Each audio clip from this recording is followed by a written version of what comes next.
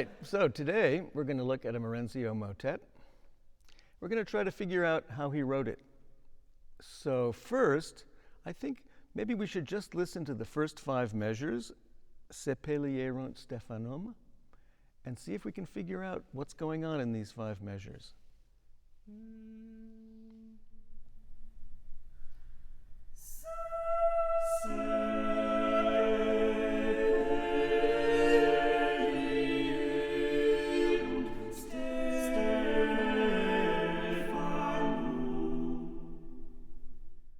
Great.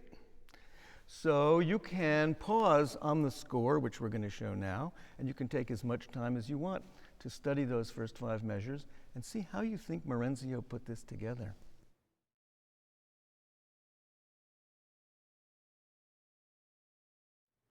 Okay, so what do you think? What do you notice? I've seen there's some imitation between the soprano and the other 3 voices. Soprano and bass all other 3. Sorry? The bass. Soprano and the bass seem to imitate. So that seems right. They both fall a 5th. And then the soprano has a chromatic upper neighbor, a semitone upper neighbor, and the bass has a semitone lower neighbor. So that's inversion. And we see that all the time. Na-di-da, as opposed to da-da-ti. So that happens every day in Renaissance music. So that's good, and that's a very reasonable answer. And in fact, I have to tell you, I've shown this piece to other people, and that's what they say too. They say, look, the soprano and the bass imitate. But that doesn't explain pretty much beyond the 3rd measure. After that, it's anybody's guess as to how he composed it. So now I'm going to suggest to you that you look ahead at the next 5 measures and see if any of the material in the first 5 measures comes back in the next 5 measures. Let's sing the first 5 and the next 5 right in a row. Okay?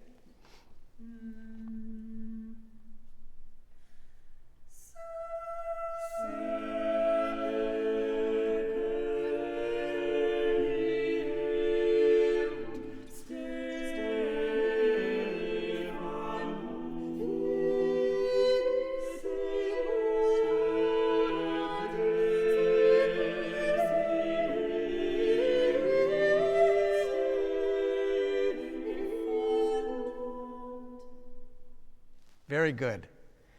So now we're going to put the 2 scores, the first 5 measures and the next 5 measures up, and you can see what you think. What material from the first, what melodic stuff from the first 5 recurs in the next 5?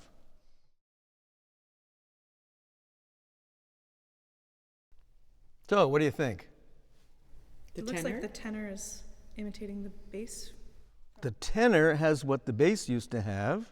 That's true, and that goes on all 5 measures. And what else? Anything else? Seems like the bass has what the tenor used to have, perhaps at measure 7. Right.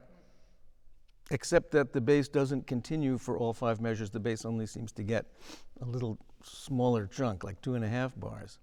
So maybe we could hear those 2 combinations. We'll hear the tenor and the bass in 1 through 5, and then we'll hear the tenor and the bass again in 6 through 10. And 1.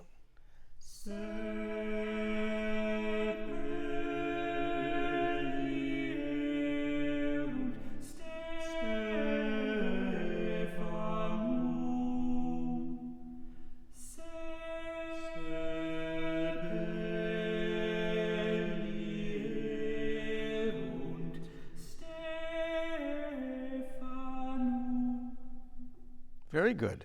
So now you can hear that the bass is up a 5th in the tenor in the 2nd iteration, and the tenor is down an octave in the bass. And that was a very nice octave, by the way. So that's very good. But then if you hear all the voices, suppose we start in the 2nd half of bar 6 and have everybody sing, you'll see that what the soprano does while they're doing this same duo, the soprano is trying to capture your attention and get you to pay attention to her. So we're going to start at bar 6 on the 2nd half at Timo over your se. And 1.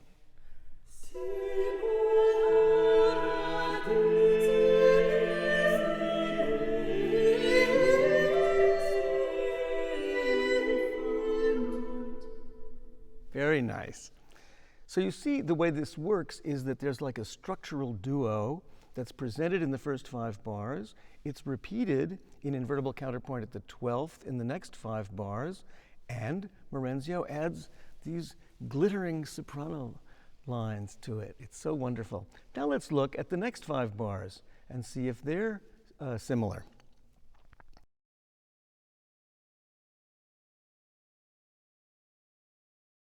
Okay, so how do the next 5 bars relate? Any music repeated? The bass at 11 has the tenor part from the beginning at the 5th down. That's right. The bass again is singing what the tenor sang. The alto is singing and also what the tenor does at 6, 7, 8. The alto has and 11, 12 I do. The alto has the old what? The old bass line. Right. From bars 1 through 5. So now what we'd like to hear is the original combination of tenor and bass, and then we'll jump to measure 11 and hear this new combination. All set? So here's 1 through 5, tenor and bass, and then we'll do 11 with the alto and bass. And 1.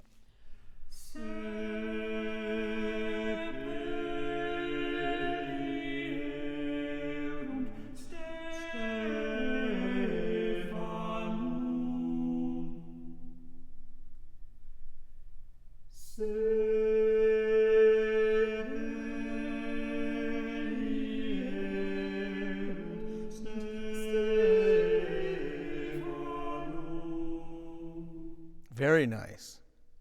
Now I think it's very hard to hear that. And the reason it's hard to hear that is because the other parts that Marenzio has added are so interesting. Like the soprano has this beautiful florid line in 5 through 10, and then the tenor goes nuts in 11 through 15. So I think what we'd like to hear is, maybe you could start at Timorati, and we would just do the same thing we just heard, which is the bass and the alto starting in the second half of 11, and then the tenor will sing Timorati with his florid things. So right on the third beat of 11? Yeah, that's right. 2 and 1.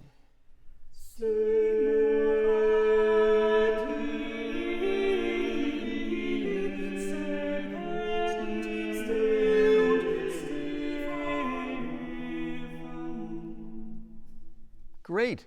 So maybe you can hear those original 2 voices, the alto and the bass, but they move so slowly that I think your attention is drawn to the tenor part. Great. So what this shows you is a couple of things. One is that it's very helpful to look for repetition. What you want to do is find the longest chunk that repeats, because that's going to be the structural thing. But just because you've found the structural pair doesn't mean that that's what makes the music good. What makes the music good is the way Marenzio uses the structural pair and adds other parts to it that blind you and confuse you and delight you. So now let's hear the whole first 15 measures of this Marenzio motet.